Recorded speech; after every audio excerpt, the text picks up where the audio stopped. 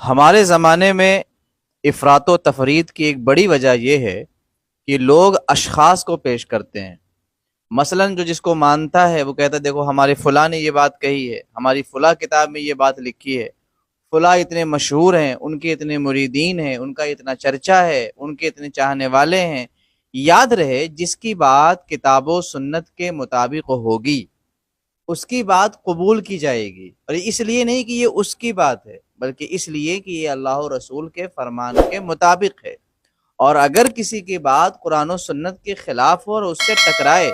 تو وہ خواہ کسی خانوادے کا بندہ ہو، مشہور ہو یا غیر مشہور ہو،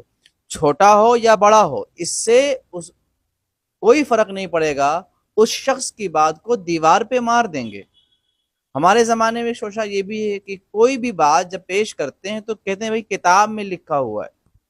اور وہ یہ سمجھتے ہیں کہ جو بات کتاب میں لکھی ہو وہ صحیح ہوتی ہے۔ تو میرے عزیز، کتاب میں ہر طرح کی باتیں لکھی ہوتی ہیں،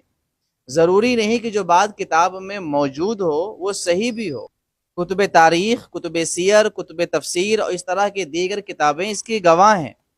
اچھا، پھر بعض لوگ کہتے ہیں صاحب جو ہم کہہ رہے ہیں نا یہ بہت پرانی کتاب میں ہے، 500 سال پہلے کی کتاب میں ہے، 700 سال پہلے کی کتاب میں ہے۔ یاد رہے کتاب نئی ہو یا پرانی ہو، نئی اور پرانی ہونے سے کوئی بات حق نہیں ہوتی۔ جو حق ہے وہ بہرحال حق ہے، جو باطل ہے وہ بہرحال باطل ہے۔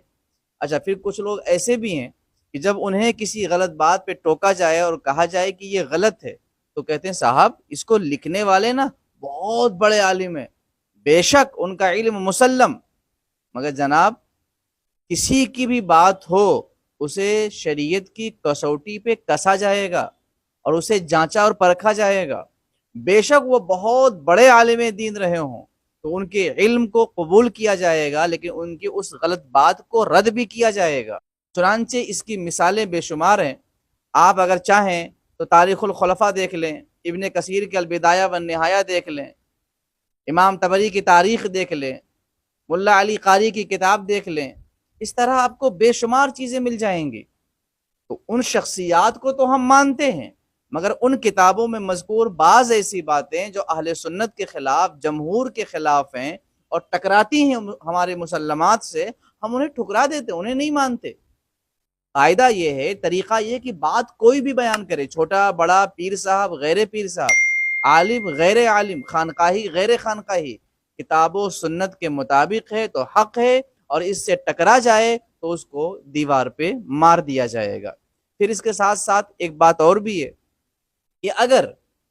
کسی نے کوئی بات بیان کی اور وہ شخص مسلم ہے، اس کی ذات، اس کا علم مسلم ہے، تو اس کی بات کی مناسب تعویل کی جاتی ہے یا تطبیق دینے کی کوشش کی جاتی ہے کہ بھائی بات میں ٹکراؤ نہ پیدا ہو۔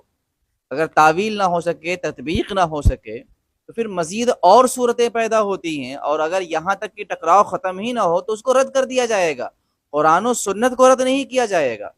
ہمارے زمانے میں جو لوگ گمراہی کے شکار ہو رہے ہیں، کوئی کہہ رہا ہے بھائی ہم فلاں سلسلے کے ہیں تو وہ کہتے ہیں ہم فلاں سلسلے کے ہیں۔ اب کسی سے کہو کہ بھائی صاحب آپ یہ کام کرتے ہو یہ غلط ہے، ارے ہم تو اس سلسلے سے مرید ہیں۔ تو صاحب سلسلہ کوئی بھی ہو، شریعت ایک ہے، اسلام ایک ہے، دین ایک ہے، عقائد و نظریات ایک ہیں۔ یہ سلاسل جو ہمارے ہیں، قادری، چشتی، نقشبندی، سہروردی، یہ اذکار اور وظائف وغیرہ کے معاملے میں ان کا معاملہ الگ ہے، لیکن عقائد، نظریات یہ سب کے ایک ہیں۔